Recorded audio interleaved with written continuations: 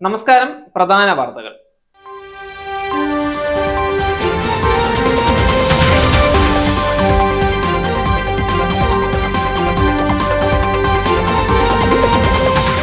കേരളത്തിൽ ബി.ജെ.പിയുടെ പ്രസക്തി വർദ്ധിച്ചു. ഇനി CPIM-നെ നേരിടാൻ ബി.ജെ.പി മാത്രം. കെ സുരേന്ദ്രൻ 33 ഹോമിയോ ഡിസ്പെൻസറികളുടെ ഉദ്ഘാടനം നിർവഹിച്ച് ആരോഗ്യമന്ത്രി.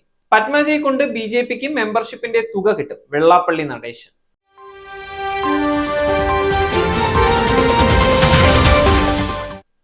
വാർത്തകൾ വിശദമായി. പത്മജിയുടെ വരവ് സ്ഥിരീകരിച്ച് ബി.ജെ.പി. കേരളത്തിൽ കോൺഗ്രസിന്റെ പതനം ആരംഭിച്ചെന്ന് ബി.ജെ.പി. സംസ്ഥാന അധ്യക്ഷൻ കെ സുരേന്ദ്രൻ. കേരളത്തിൽ ബി.ജെ.പിയുടെ പ്രസക്തി വർദ്ധിച്ചു വരുന്നു എന്നാണ് ഇത് സൂചിപ്പിക്കുന്നത്. കോൺഗ്രസ് തകർന്ന് തരിപ്പണമാകും. ഇനി CPIM-നെ നേരിടാൻ ബി.ജെ.പി. മാത്രം. മോദി തരംഗമാണ് കേരളത്തിലും. നാമാവിശേഷമായി കൊണ്ടിരിക്കുന്ന കോൺഗ്രസിന് ജീവൻ നൽകാൻ മാധ്യമങ്ങൾ ശ്രമിക്കരുതെന്നും കെ സുരേന്ദ്രൻ വ്യക്തമാക്കി.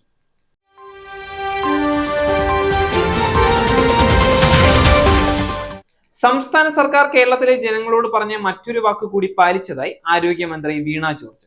ഹോമിയോ ഡിസ്പെൻസറികൾ ഇല്ലാത്ത 35 പഞ്ചായത്തുകളിലും 5 മുനിസിപ്പാലിറ്റികളിലും കൂടി ഡിസ്പെൻസറികൾ അനുവദിച്ചാണ് ഇത് യാഥാർത്ഥ്യമാക്കിയത്.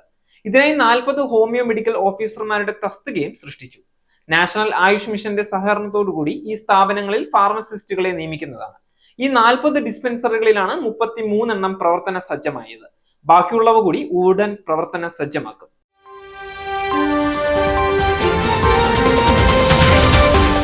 പത്മജയുടെ ബി.ജെ.പി. പ്രവേശനത്തിൽ പ്രതികരിച്ച് വെള്ളാപ്പള്ളി നടേശൻ. പത്മജയെ കൊണ്ട് ബി.ജെ.പി. അംഗത്വ ഫീസ് ലഭിക്കുന്നതല്ലാതെ മറ്റൊരു ഗുണവുമില്ല. പത്മജ കാണിച്ചത് പാരമ്പര്യ സ്വഭാവം. പിതാവ് കരുണാകരനും പാർട്ടി വിട്ട് പോയിട്ടുണ്ട്. കെ മുരളീധരൻ ബന്ധം ഉപേക്ഷിക്കുമെന്ന് പറഞ്ഞത് കടന്ന കൈയായി പോയി എന്നും വെള്ളാപ്പള്ളി നടേശൻ.